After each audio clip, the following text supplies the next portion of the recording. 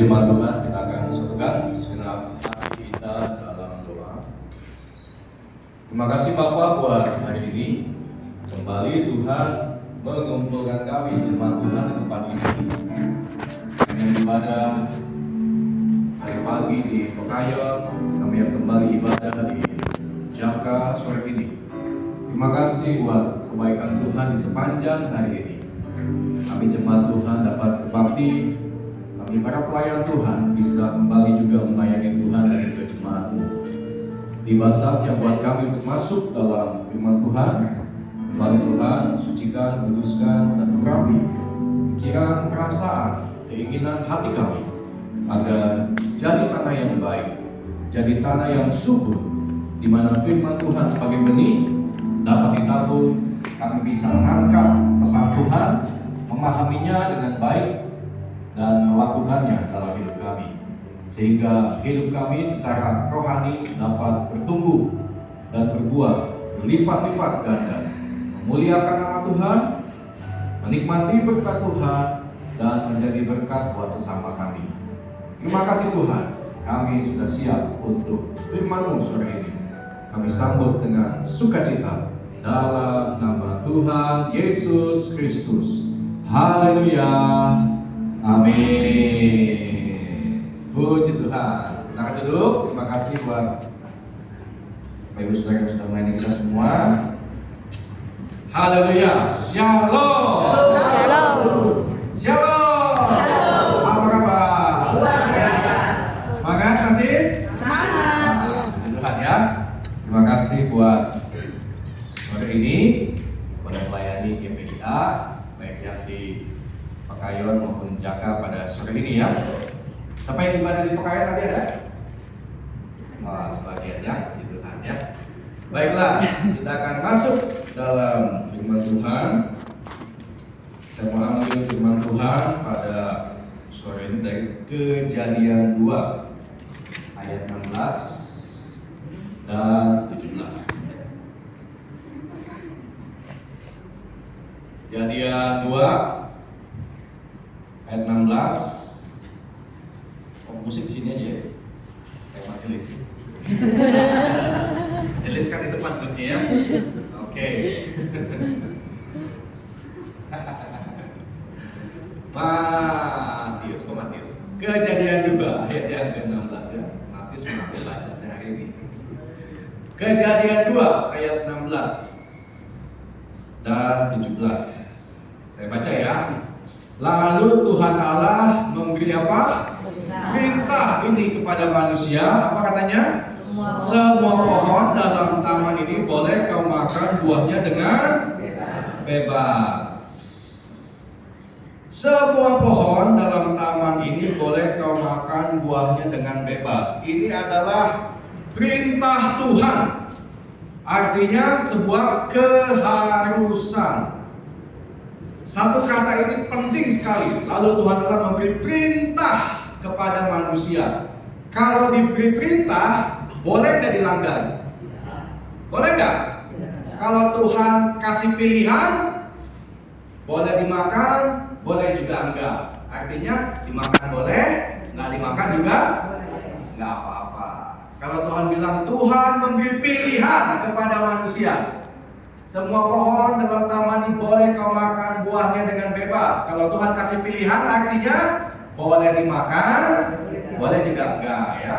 Boleh dimakan banyak, boleh dimakan dikit, boleh dibuang-buang, boleh enggak dimakan. Kalau itu adalah pilihan. Tapi yang Tuhan kasih, saya juga cukup kaget. Dia kasih perintah, sebuah keharusan, tidak boleh dilanggar, harus dilakukan. Apakah itu? Perintah Tuhan adalah nikmati berkat Tuhan. Ada amin? Nikmati berkat Tuhan. Kalau Tuhan perintahkan nikmati berkat Tuhan, maka pada sisi lain setan akan berusaha supaya anak Tuhan tidak bisa menikmati berkat Tuhan. Kalau Tuhan perintahkan jalan ke kanan, pasti setan akan bilang sama kita jalannya ke kiri. Kalau Tuhan bilang naik ke atas, ini sebuah perintah. setan akan ganggu kita supaya kita turun ke bawah.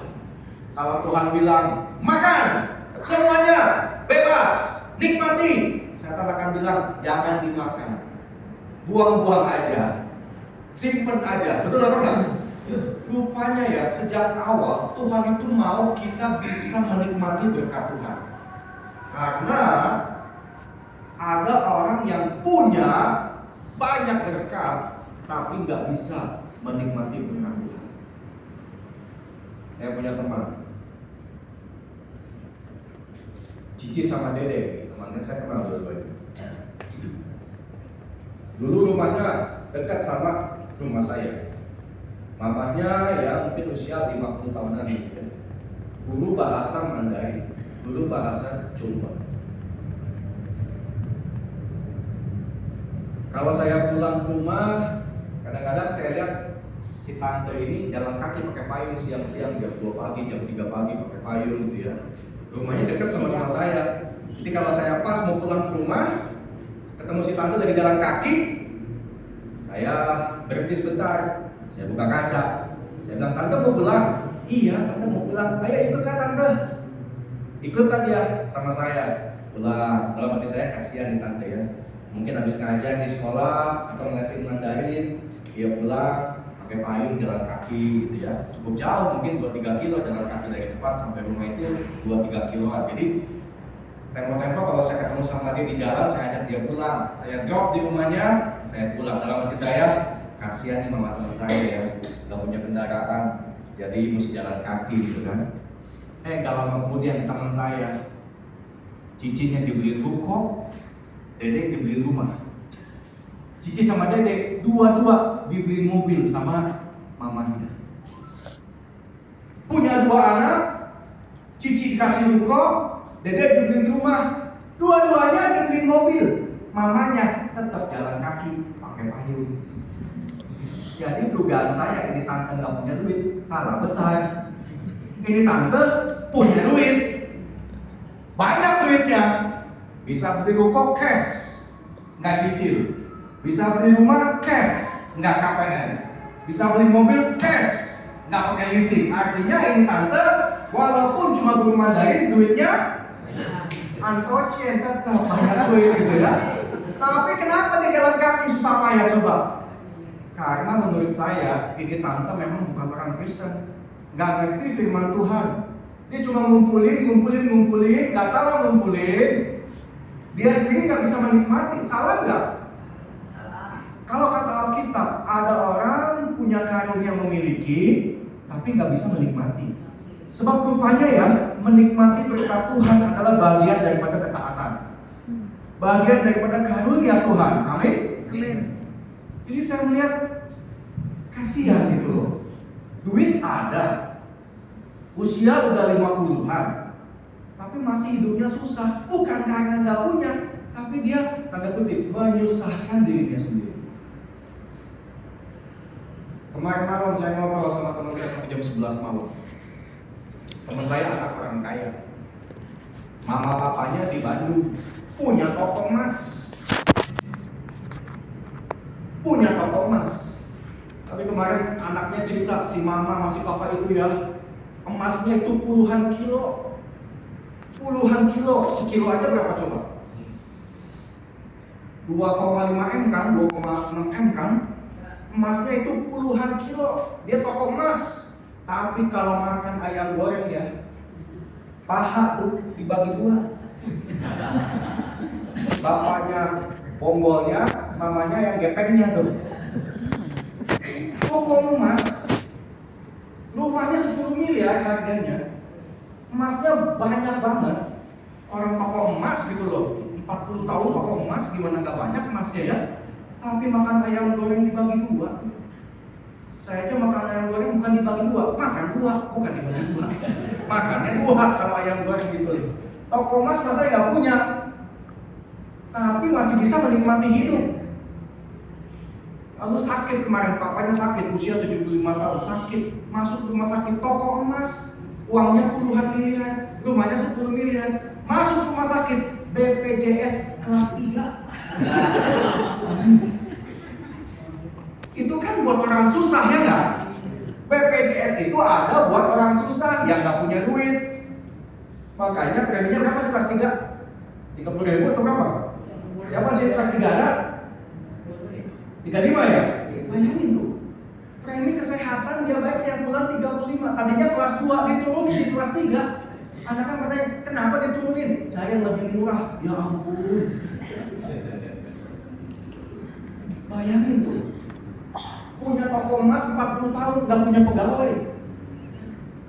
Mamanya sama papanya ini berdua tuh yang jaga toko tiap hari.